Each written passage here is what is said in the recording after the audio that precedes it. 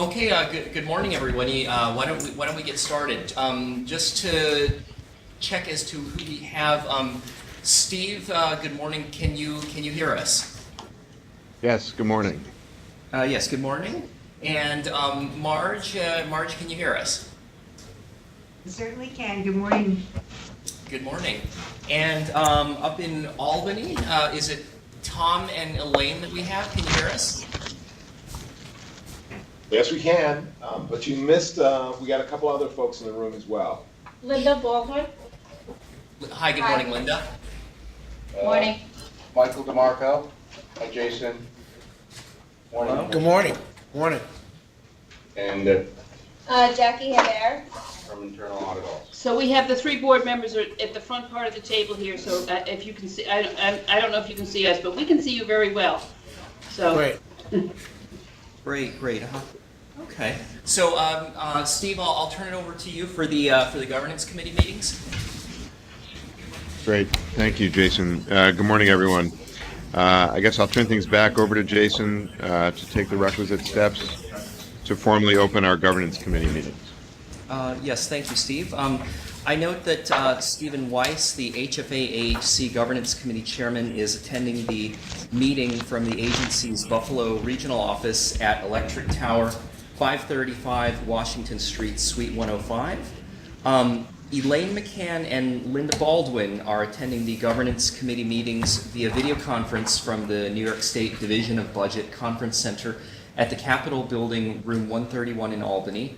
And Marge Rogatz is attending the Governance Committee meeting via video conference from the Office of Expedia at 325 Duffy Avenue in Hicksville, New York.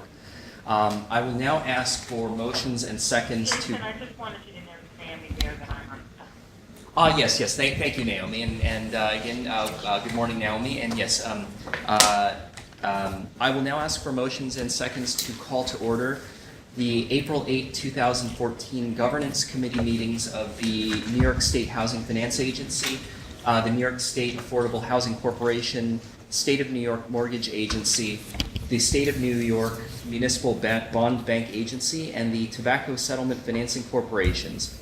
May I have motions for HFA and AHC and seconds? So moved. Second. Motion for SONYMA and a second. So moved. Marge? I'm sorry, I had said so moved. Second. And, Can you hear me? Yes. We got you now. Okay. Motions for MBBA and TSFC and a second. So moved. Second. As items are presented to each committee throughout today's meetings, these motions and seconds, as you know, will be used unless specific items call for a different vote or unless any committee member wishes to record his or her votes differently. I note that Stephen J. Weiss is the Governance Committee Chairman for the New York State Housing Finance Agency and the New York State Affordable Housing Corporation and will chair the committee meetings for HFA and AHC. Naomi Beyer is the committee chairperson for the Municipal Bond Bank Agency and the Tobacco Settlement Financing Corporation. Ms. Beyer, as noted, is participating telephonically and therefore cannot be counted as a voting member for MBBA. So in her place, Mr. Biala will chair the MBBA and TSFC meetings. Don Leibowitz was the SONYMA Governance Committee chair. Currently, the chair of this committee is open pending the naming of a replacement for Mr. Leibowitz. For purposes of convenience and to make sure the meetings of the respective agencies go smoothly, items shared by one or more of our agencies will be presented by Mr. Weiss. And Chairman Weiss? Thank you. Item 1, the following minutes will be deemed approved absent corrections from members and directors, and each of these relates to meetings held on January 28th, 2014.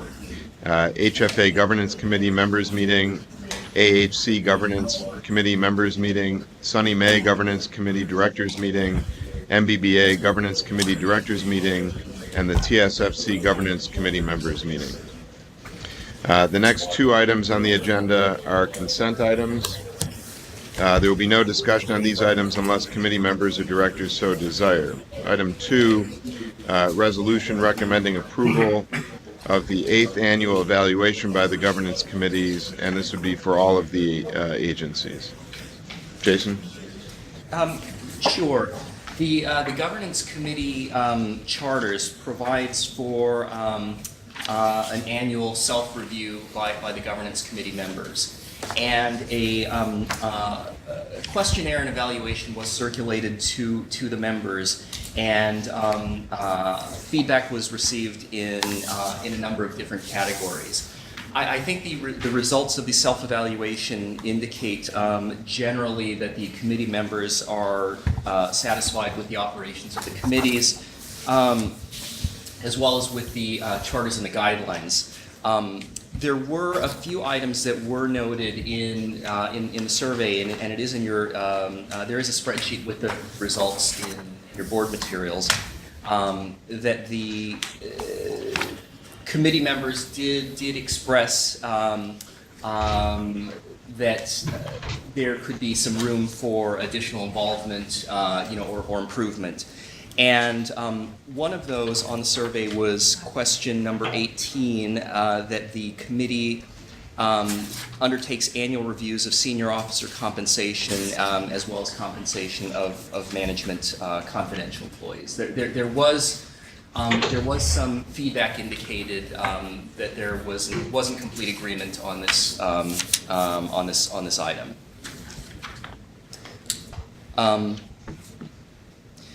Some other items are item 6, which concerns the committee's involvement in discussing and participating in the development and adoption of a committee action plan. And I know this is something that the committees have in the past taken a more of an active role in, and that's something that we plan to have continue.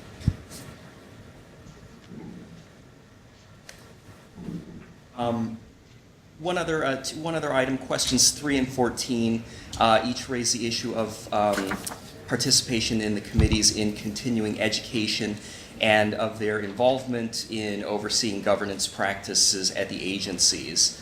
On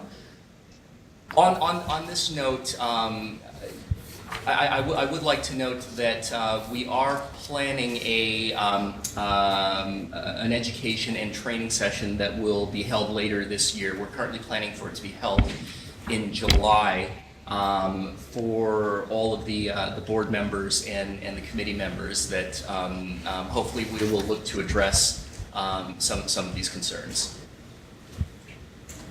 And Jason, we're also planning to add a training session on Dodd-Frank, on the impact of Dodd-Frank on the agency's governance. Yes. As Alex mentioned, there will be a separate one on Dodd-Frank. Could I mention that we also would like to have notifications, if possible, of any other suitable training that board members may wish to take on their own? For example, the Authority Budget Office offers right now they're offering the generic training that is required by the Public Authorities Law for board members to take. Those training sessions are listed on their website. I believe I forwarded that information a few days ago.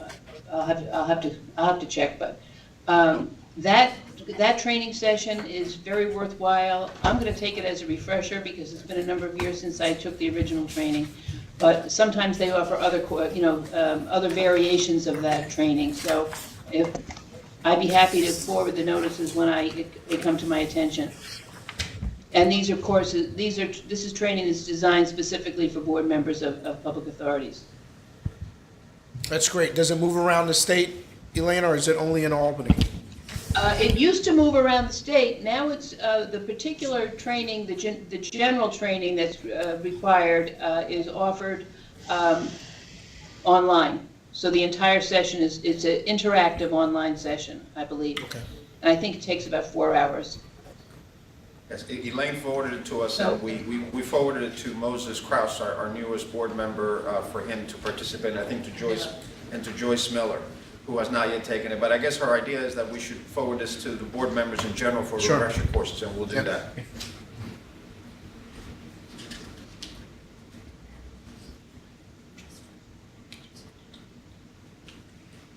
Jason, don't we need a vote on the? Yes, we'll do that. If there are no more questions, then we have now before all 5 agencies is a resolution recommending the approval of the 8th annual evaluation by the governance committees.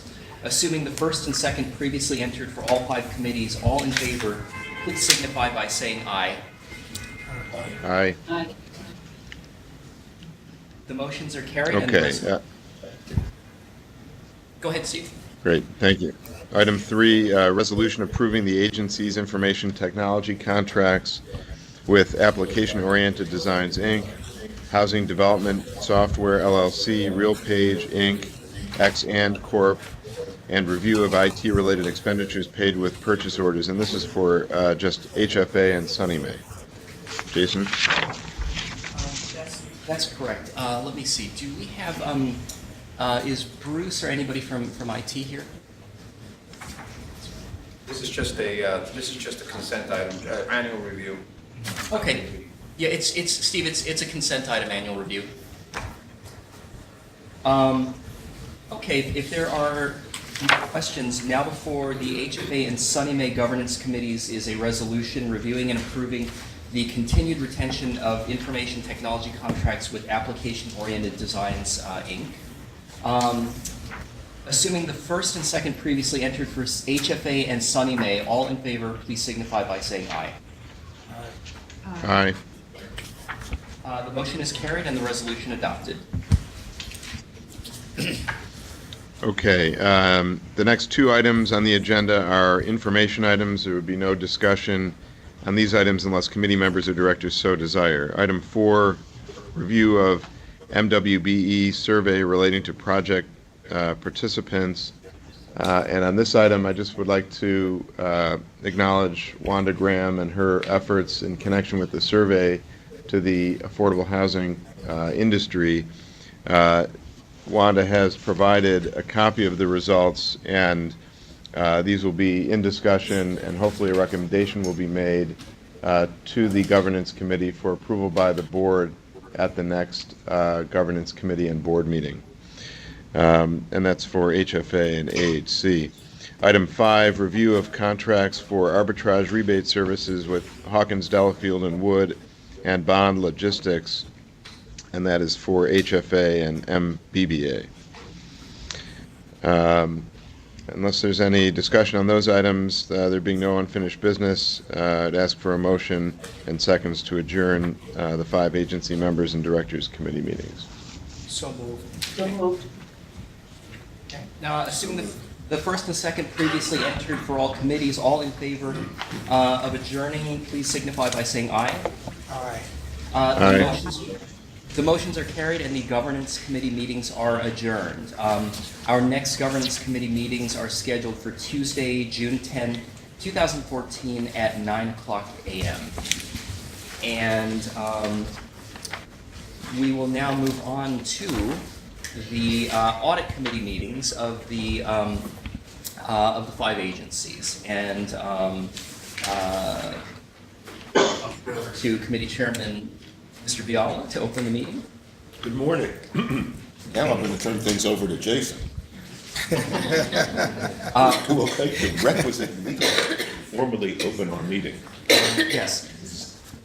I note that Commissioner Thomas Maddox, Ida Brewer, and Elaine McCann are attending the audit committee meeting via video conference from the New York State Division of Budget Conference Center at the Capitol Building, room 131 in Albany.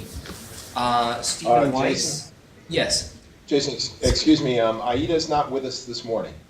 Okay. Sorry about that. Stephen Weiss, the HFA AHC Governance Committee Chairman, is attending the meeting from the agency's Buffalo Regional Office at Electric Tower, 535 Washington Street, Suite 105.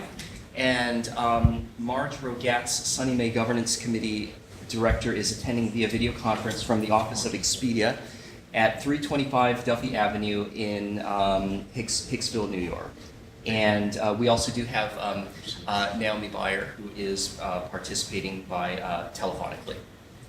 I will now ask for motions and seconds to call to order the April 8, 2014 Audit Committee meetings of the New York State Housing Finance Agency, the New York State Affordable Housing Corporation, the State of New York Mortgage Agency, the State of New York Municipal Bond Bank Agency, and the Tobacco Settlement Financing Corporation. May I have motions for HFA and AHC and seconds? So moved.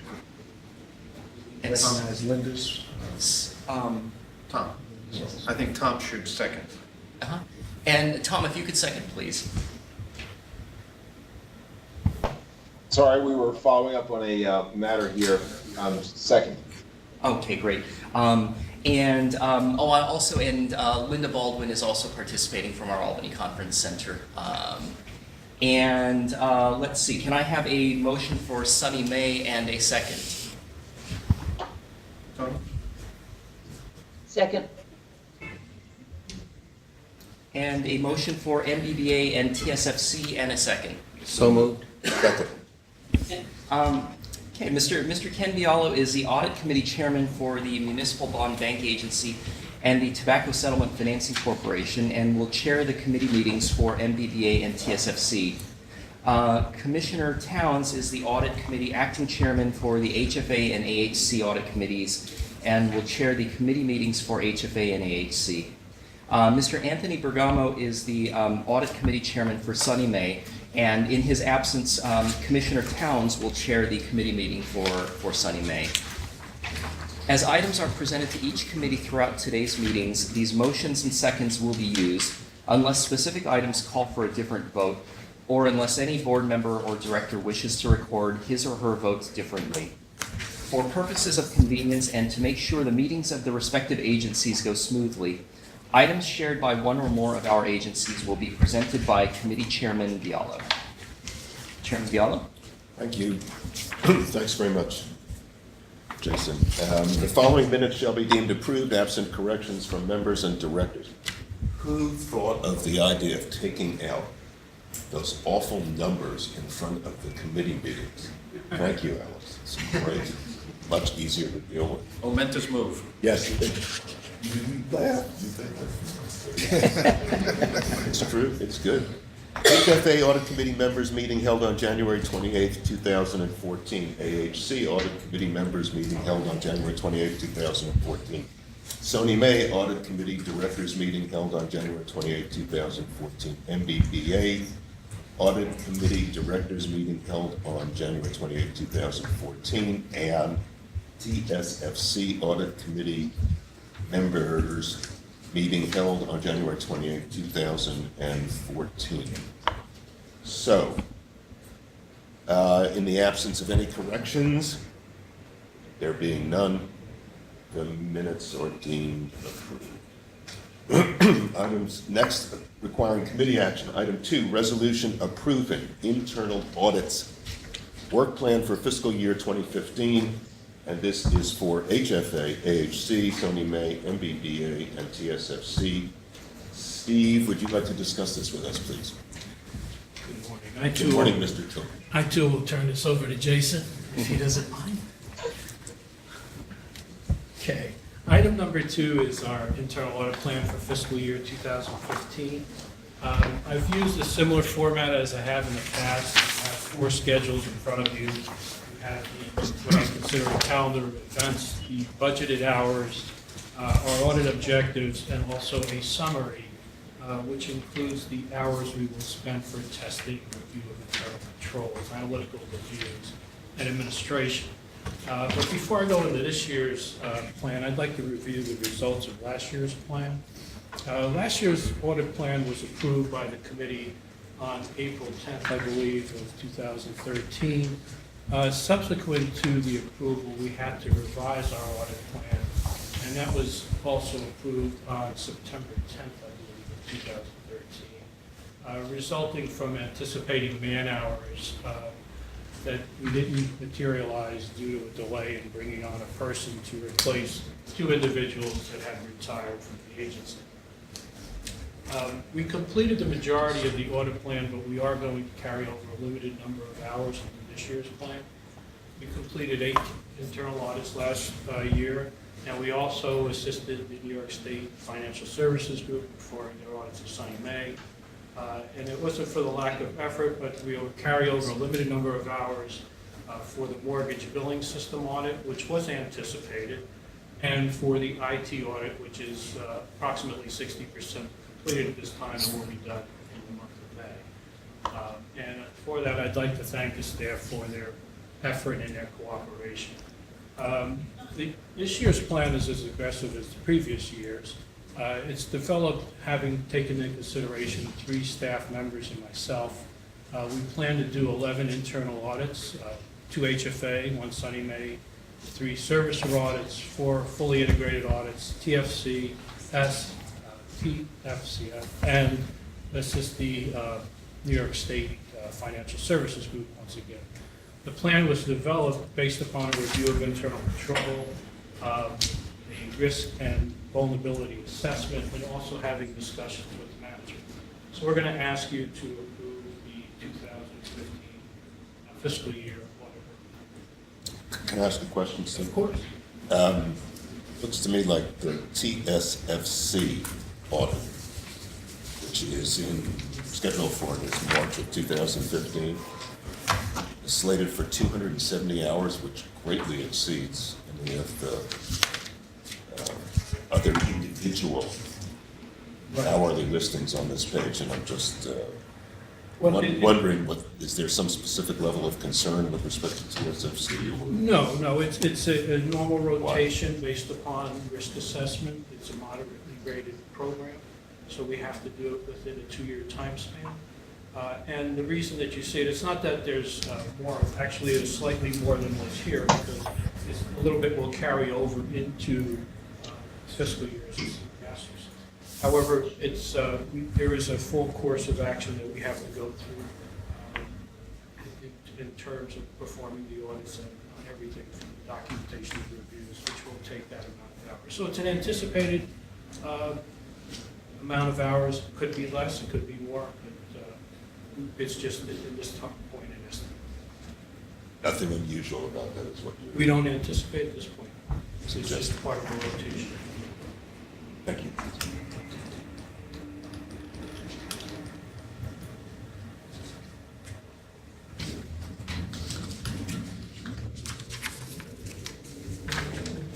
Any other questions?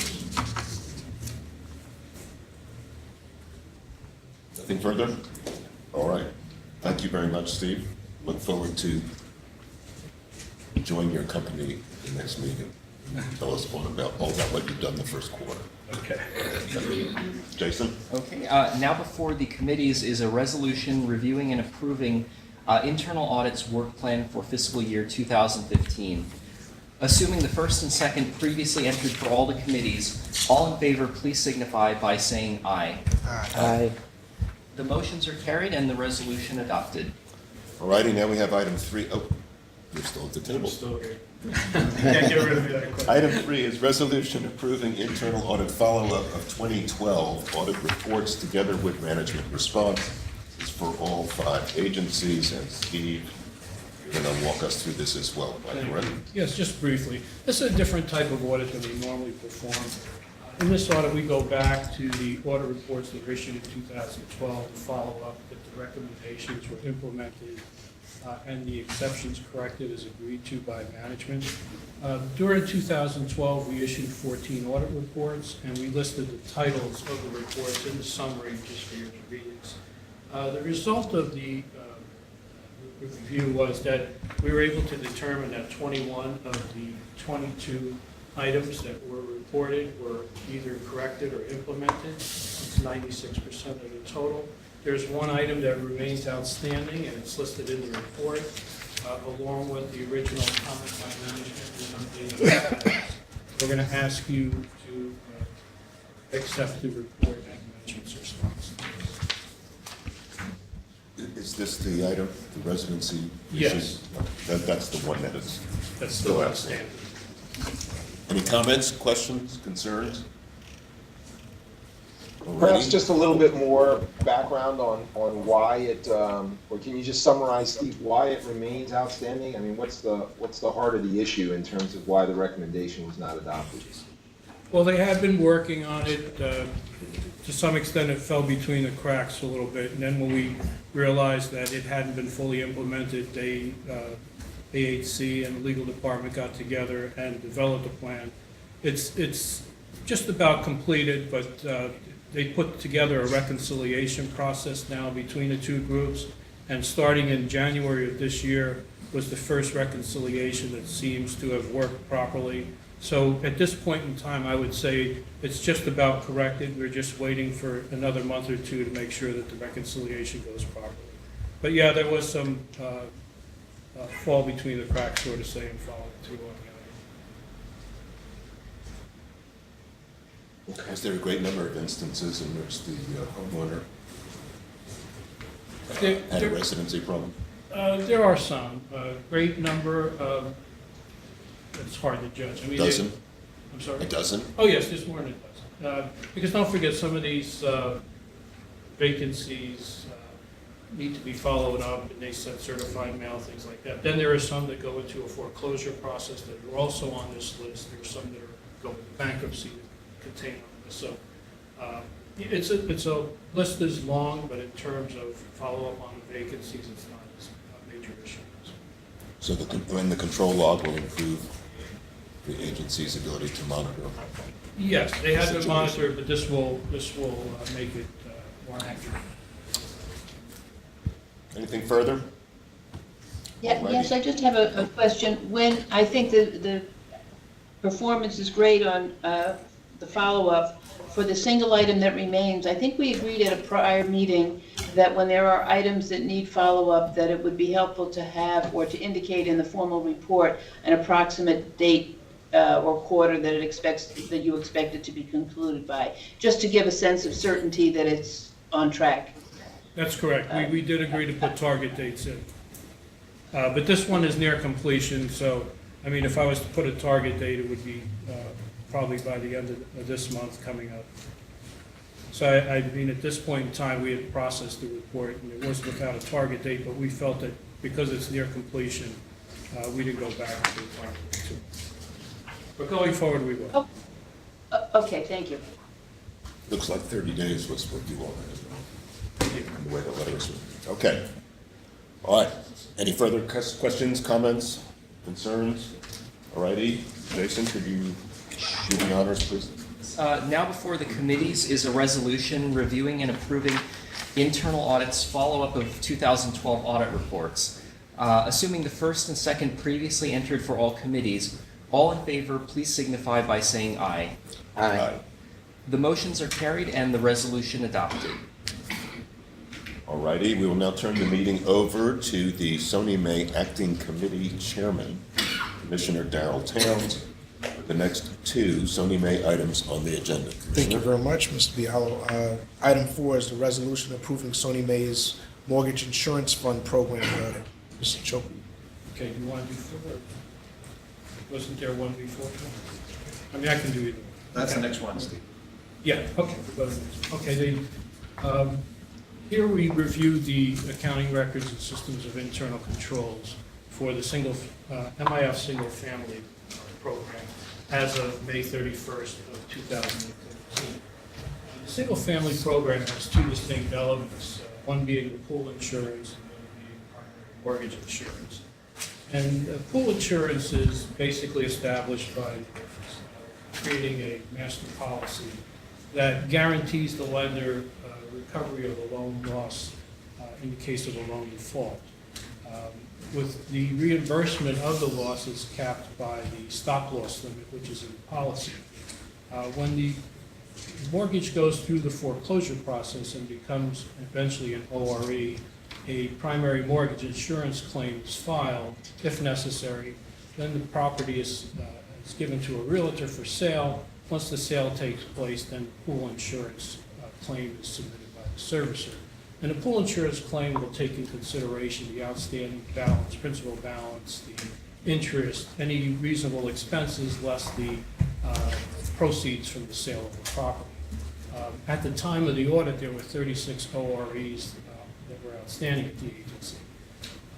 Unlike pool insurance, primary mortgage insurance is based upon the mortgagors having to carry insurance because their LTV at the time of origination was above the 80% level. And it can be, in terms of the primary mortgage insurance, it can be between 17 and 28% of the mortgage loan balance that they will have to carry. As of our audit date, pool insurance, there was approximately $2.8 billion, outstanding. And it had a stop loss limit of about $440 million, and the reserves of about $87 million have been established. For primary mortgage insurance, an additional $11.5 million in reserves have been established as well.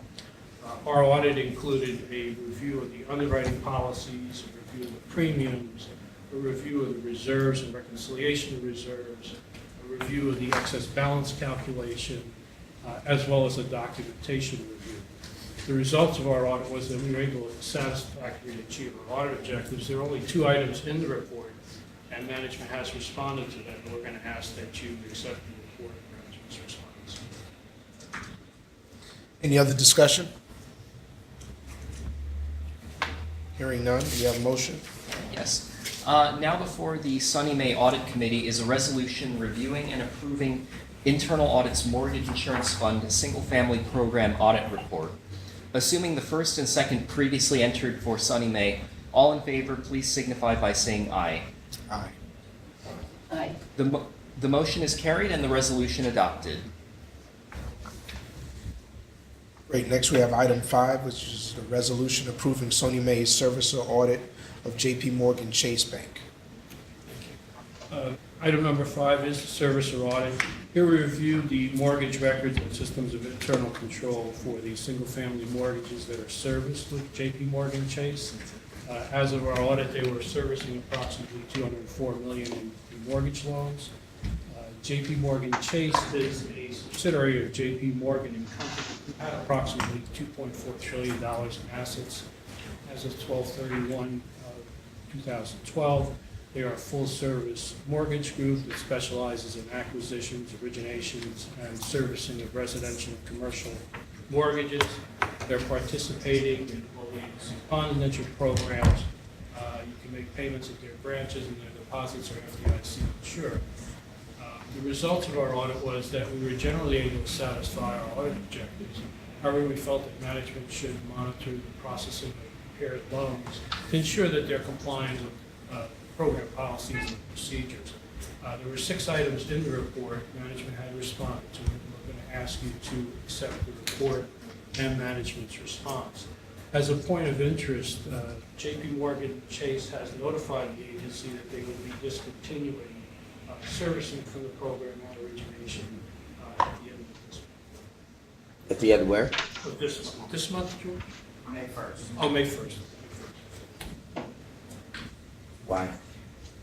I think I'm they, sorry, I couldn't, are they discontinuing just the servicing or servicing and origination? both. Both, interesting, thank you. Yeah, they've exited the State Housing Finance Agency business in total. We were their largest customer, but they did it, I think it's 3 other agencies. Right. It didn't fit their new business model. That was the official model. So now what? Well, we're going to transfer their portfolio to M&T Bank, who's the master servicer. So are they going to fix these audit issues before they're transferred? Are they going to transfer the problems? Some of them will How go- is this going to be dealt with, I guess? When is the transfer taking place? May 1st. First. They're repurchasing a number of loans, and they're identifying us on some others. The fact that the portfolio is being transferred doesn't mean that their responsibilities under the servicing agreement expires. What purchasing? They won't have any future activities with respect to the service agreements after May 1st. So they've got to clear up all this old stuff. And is there a date? I'm not going to pick up Elaine's point. Is there a date for them to clear up all the old stuff? Before the transfer. Okay.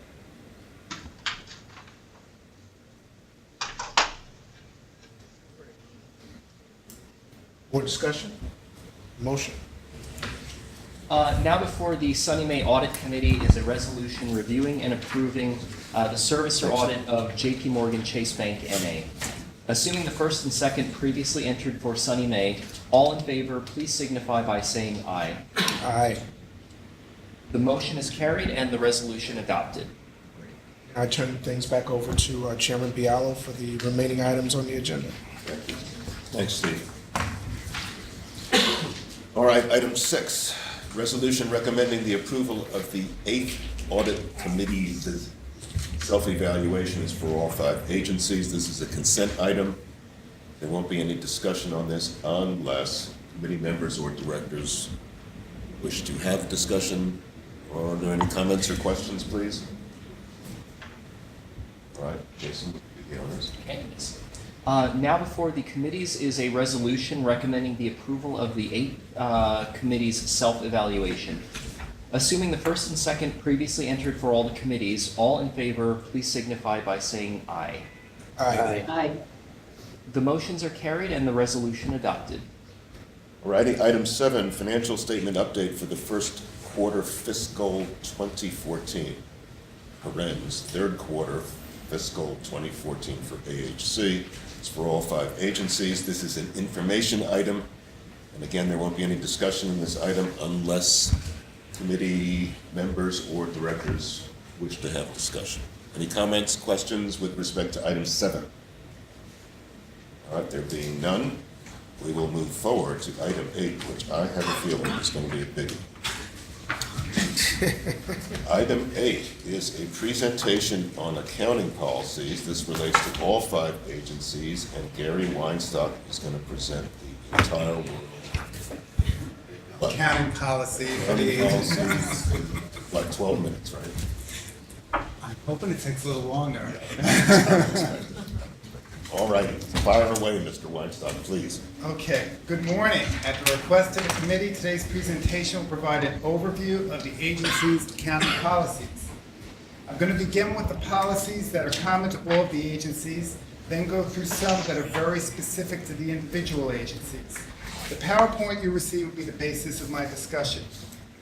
The PowerPoint is actually a consolidation mostly of what you would find in Note 2 of most of the agency's financial statements, which is where we have to go through our list of accounting policies. First, as you may already know, the agency's financial statements are prepared in accordance with generally accepted accounting principles or accounting principles accepted in the United States of America or U.S. GAAP. GAAP are the rules that are followed to allow for conformity or consistency of financial reporting in the United States. It covers all entities. That's the basis of accounting. Specialized rules for private industry are maintained and updated by the Financial Accounting Standards Board, known as FASB. FASB was established in 1973, and at that time was the only source for specific accounting practices until government accounting got a specific body to come up with their pronouncements, and that was GASB, or the Governmental Accounting Standards Board, which was established in 1984.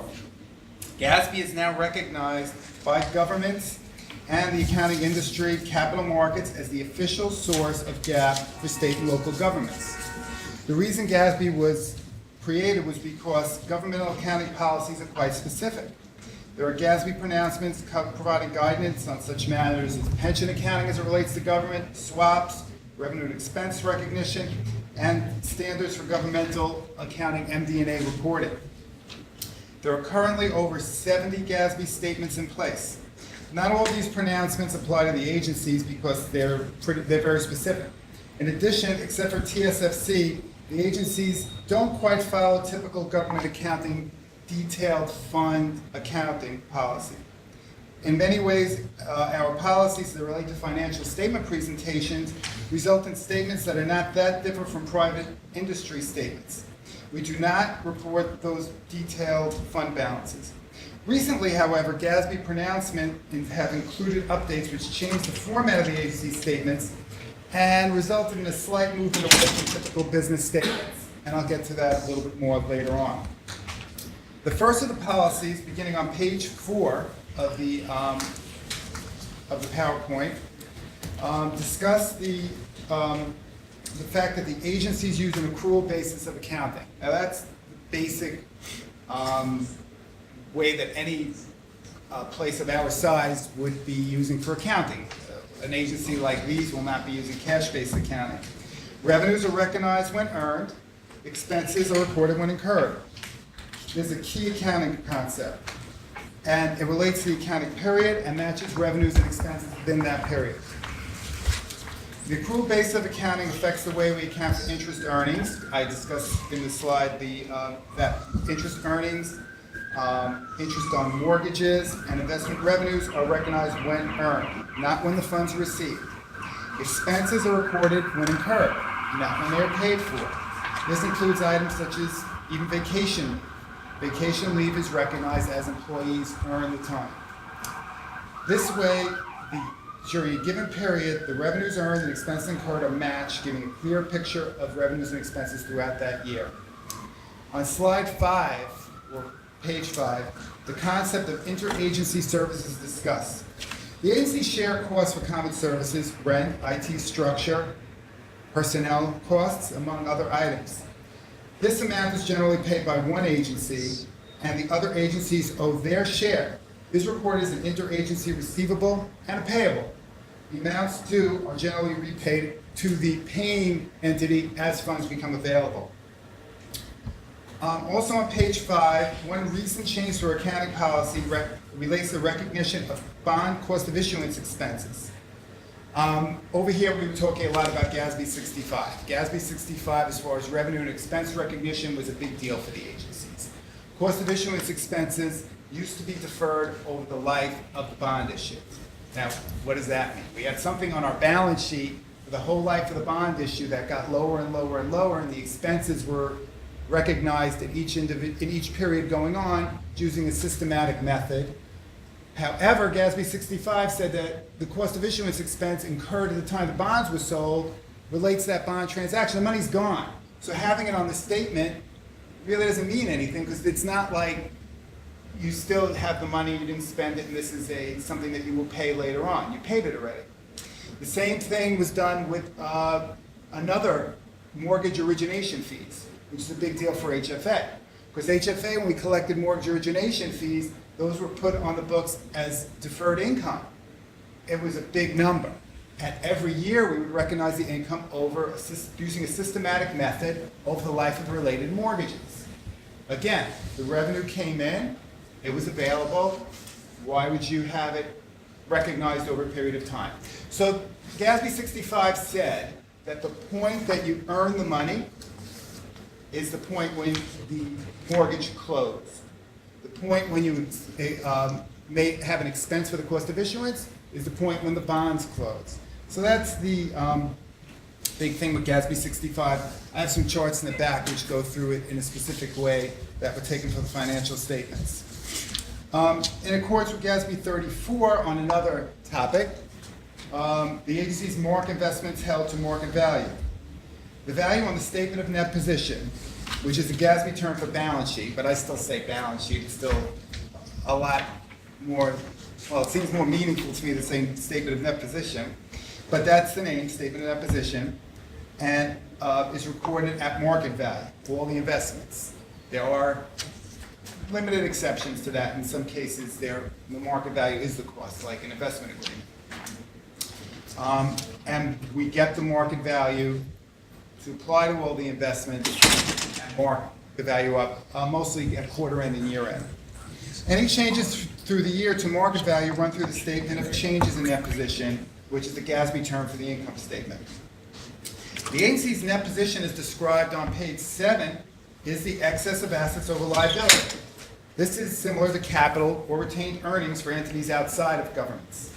The net positions are made up of restricted, which are the funds restricted by bond indentures, state law, grant awards, or other items, and unrestricted, which is the remainder, generally available to agencies for their corporate purposes. For SONYMA, the restricted and net position is further divided by separating the amount restricted for the MIF insurance obligations, which we had at one point just shown as a part of restricted net position. And it is our policy that when restricted or unrestricted funds are available to make a payment, we use the restricted first. On slide 9, the concept of deferred inflow and outflows is discussed. Now, this is a hard one to describe. The GASB board determined a couple of years ago that some items did not need to be noted on the statement of net position, that did need to be noted on the statement of net position, are not really assets or liabilities. One of these items is gains or loss resulting from refunding bonds. Now, and this was a change also from GASB 65. Here, as with cost of issuance expense, you may expect a gain or loss to be recognized when earned or incurred at the time of the bond sale. GASB, however, used the concept of a deferred outflow or inflow. Here, the gain or loss is capitalized and amortized over the life of the debt, and the balance is recorded as deferred inflow or outflow, not asset or liability. So they kind of said, yeah, just like all the other stuff, we're not going to show it as an asset or liability. In the other cases, the income or expense was recognized immediately, but here they came up with a separate caption they called deferred inflow or outflow. And what that actually did is it made the balance sheet sort of not, we're always taught, like in the first accounting class you hear that assets are equal to liabilities plus capital, that's your balance sheet. But now when they put in the deferred inflows and the deferred outflows, that equation doesn't really work anymore. But they felt that it was important enough for this and swapped market values to show it in this way, so that you're not really putting it through your assets and liabilities. Any questions so far? Yes. Oh. So, with respect to deferred outflows and deferred inflows, are those found anywhere other than the cash flow statement? No, thank you. That's actually on the balance sheet. It's on the balance sheet. Balance sheet? Yes. It's a separate item. When I was going through the presentation, I didn't give copies of the financial statements right away, but if you would look like a tobacco, the deferred cost of future tobacco settlement revenues is shown separately as deferred outflow of resources. And basically it's saying the money that we gave the state, it's not really a receivable like a normal kind of receivable. It's not a mortgage loan receivable. So they call that deferred cost for the money that the state has to give us a deferred outflow of resources. That's on the balance sheet. It's on the balance sheet, yes. Okay. Right, that's what I said. That's when I said that the GASB has moved us away in that way from the business type financial statements that we're used to seeing. And now I'm going to go on to some policies that are unique to the different agencies. On page 11, we begin with HFA. For HFA, the mortgage loan receivable balance relates to the mortgages which the agencies holds a first mortgage lien on the property, net of any allowance for potential uncollectible amounts. These mortgages are generally financed with bond proceeds, and the mortgage repayments are generally, well, they are sufficient to pay the debt service on the related bonds other than the amount that is coming from reserve fund bonds, which might be outside the mortgage funds themselves. So the mortgages and the bonds go together, the receivable and payable for HFA, and that's pretty much what your mortgage loan receivable balance is. On page 12, I mentioned the subordinate mortgage loans. Now, for subordinate mortgage loans, we expense the amount that we pay out when the funds are expended. A full allowance is established on the mortgage loan receivable. We do this because the loans are very, very often not repayable right away, sometimes up to 15 years, and then the payments may only be in the form of excess cash generated by the project. And we monitor these, we make sure that we're keeping up with when the different due dates come in, but it's almost always not right away, and it's limited by often excess cash and other items. So what we do then is when we get a repayment in, we recognize that as income right away, whether it's principal or interest. We're of course keeping track of the mortgage loan on our own books. We know exactly what they're all due, less the repayments that we've received. But on the books, they're shown with a full allowance. At the January meeting, I showed the accounting policy for the Mitchell-Lama portfolio acquired last year from ESD. In that case, we account for the mortgage at the amount of the federal government payment coming in that's due. But that would be a full other discussion. So, but that's an exception to the accounting policy for the other entities. And as I mentioned before, the accounting policy relating to HFA fees charged and other revenues require that fees are recognized in the period earned, which is generally the period received. And I mentioned this was a major change because of GASB 65. On page 14, we begin a discussion of SONYMA. On the statement of net position, the balance sheet, the amount of cash includes both the cash at the trustee and the amount the servicing banks might be holding at that date that's due to the agency. There's a description of the MIF in our accounting policy, which explains that the revenues for the MIF consist of tax receipts and the application fees. These funds are used to fund the agency's, the MIF's insurance requirements. Excess funds, if any, are remitted to the state on an annual basis. As you may recall, at the March board meeting, the board approved an estimated excess balance calculation in the amount of $40 million. On our amortized bond discount and premium, are amortized using the effective principal method, which is the amount of principal paid over the year over the amount of the bonds outstanding, used to amortize those costs. MBBA probably has some of the more interesting accounting policy differences from the others. There are two different types of receivables on slide 17, on page 17, relating to the advance of bond proceeds. We had two big times so far that we've advanced bond proceeds. In 1998, 2001, and 2003, bonds were advanced to municipalities that we record as funds as funds advanced. Those funds represent the receivable from the municipalities that they pay down on every year.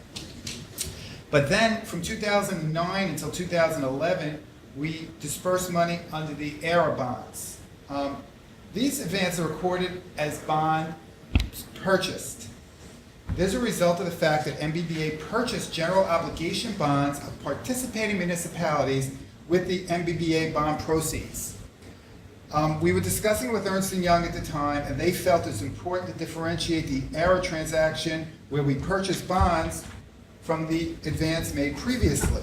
The bonds purchased are not considered investments under our accounting policy, under the agency's accounting policy or investment policy, because they're not discretionary investments of MBBA. It's not like we went out and purchased investments. These, in the open market, our bonds were issued with the intent of buying these other bonds. So that's the two different types of receivables on the MBBA books, which both result in the flow of funds that pay the MBBA bonds. TSFC has a unique accounting policy in that it's actually a blended unit of the state. Its financial position is added to the states. Now, the other agencies are a column in the state's financials. Every year we get an email from the state, and they take our financials from HFA, SONYMA, and MBBA, and they say, okay, are you okay with these numbers going in as a column in our financials? And we got that email in March, and we made some comments, but we were okay. They took it off the statements. TSFC, however, when we were reporting on that at the end of March, we update the numbers to March 31st, and we transmit that to the state, where the numbers are actually put into the state's financial, not a separate column like the other ones. So for this reason, TSFC is a little bit more like a regular government type of financial, but there's not that many items on TSFC statements. So really, there's just a general fund and a debt service fund. The cash and investments in debt service funds are, of course, available to pay TSFC bonds. The other funds are available for corporate purposes. So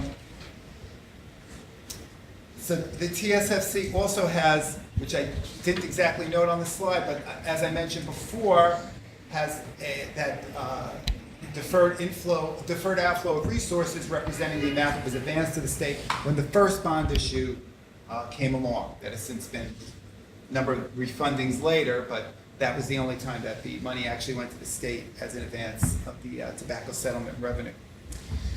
On page 25, I discussed the policy of AHC, where operating revenue includes the appropriations we receive from the state and repayments received from homeowners. Any questions before I move on to the GASB 65 impact statement?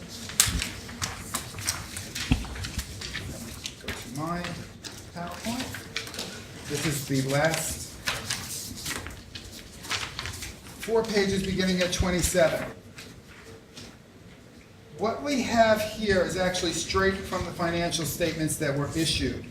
When GASB 65 came out, we needed to restate the 2012 financial balances and begin implementing for the fiscal year ending October of 2013. So what you have here is the balances that were reported in the 2012 statements, that's as previously reported, the adjustment, and the restated amount.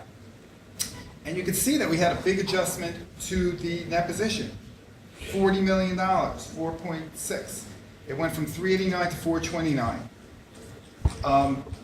Fees, charges, and other, we recognized that year an additional $6.7 million because of the implementation of GASB 65. We also had a change because of the funds that were previously deferred were taken into income in 2012. We actually put it right into fund balance, so the opening fund balance changed. Also, the cost of issuance that we had on the books of deferred expense was taken out of fund balance and expensed immediately. This was in the opposite direction. This made fund balance lower. So in the end, the adjustment was the $40 million, which was a pretty big impact. And actually, the accounting for GASB 65 actually makes it clearer, easier to keep track of the financials because you're just expensing these items right away. You don't have to do the amortizations every year. Okay, SONYMA actually had a big expense that was changed. The SONYMA net position actually went down because of unamortized cost of issuance. That's the biggest item there, which is the $76 million, which went down to zero. Because every time that we had cost of issuance on a SONYMA bond, it was on the balance sheet, adding together with the assets. MBBA, the change was the interest expense. The biggest change was because of the cost of issuance again. TSFC actually is where you can see it didn't really have much of an impact compared to the size of TSFC because it's really just a change of the cost of issuance balance. That was the major change that was made, which relative to the size of TSFC wasn't really that, well, I mean, it's a lot of money, but it's not the same. The change was $24 million, but you're dealing with $2.3 billion in receivables. And the change, there was a change to deferred charges. Remember what I was saying before? We used to call the payment that we made to the state the balance that was remaining on the books, which we amortize every year in accordance with the way the bonds are amortizing, was switched from deferred charges to deferred outflow of resources. So that's just a presentation change, not really a big change in net effect. For AHC, the accounting policy did not change because of GASB 65. It's still, what we're doing now follows the requirements of GASB 65. Any other questions? Questions, comments? Tom? A comment. Thanks for the overview, Gary. It was actually quite interesting to go through this. And one of the things, assuming others are equally interested, that we might consider as a follow-up would just be to get your view on ways in which, as part of our published financial statements, either using the notes or the general discussion, to help the readers of our financial statements get a clearer understanding of the business that we're in and our performance in those businesses. So it's been a while since I've gone back through the notes and the discussion, but it'd be interesting to get your views as to whether you're happy with where we are, or given some of these major accounting changes, there are some opportunities now for us to also think about how we use the discussion and or the notes to further clarify the financial performance of our agencies. Originally on the agenda, I had said that we'd be going through the MD&A, but when we started to do this, we saw that this was so much, so we put that off to a later time. So maybe the next time that we do something like this, we focus in on the MD&A and use that as the basis of the discussion. I think that's a good idea. Okay. That would work. Any other comments? Thank you very much, Gary. That was very helpful. Thank you. Good job. All right, there is no unfinished business, and so we will ask for motions and seconds to adjourn each of the 5 agencies, members and directors committee meetings. Jason, you want to do that? Sure. Can we have a motion and a second to adjourn each of the audit committee meetings? So moved. So moved. Second. Second. Okay. Assuming the first and second previously entered for all 5 committees, all in favor of adjourning, please signify by saying aye. Aye. The motions are carried and the audit committee meetings are adjourned. The next audit committee meetings are scheduled to meet on Tuesday, June 10th, 2014. Thank you very much, everybody. Great. Thank you. Good job. everybody. Thanks, you all. everybody. So long. Bye.